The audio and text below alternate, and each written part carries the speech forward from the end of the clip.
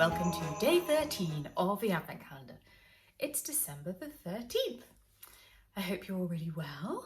Today I am wearing a very old make, which I have temporarily forgotten the name of the pattern for. As ever, I will put it in the description below the video so you'll be able to find it. It was a vintage, I think it's a Vogue pattern, a vintage dress, which I made absolutely ages ago and I still wear relatively often. It was another one that I dug out of my cupboard of things I've not been able to wear for the last year. So yes, it's a very lovely pattern. It's got a collar as evidence. It's sort of got an interesting seam line, like square seams underneath the bust with gathering, which is nice, and a side zip. I made this out of a sort of a red crepe that I bought, I think, not from Goldhawk Road. Where's the other one? Up north, up in North London somewhere. Oh man. Anyway, there. I bought it from one of the shops there, and it's lined with just a normal acetate, I think.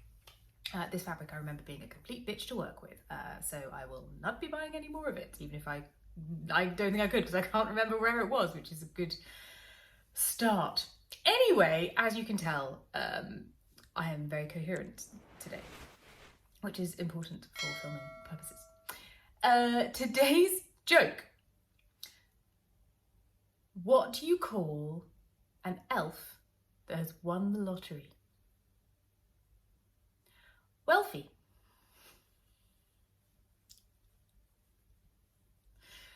I mean, the jokes are taking a downhill turn, let's be honest, but you know, we managed to get more than halfway through, so it's just it's a slope now to Christmas. We're on a like sled.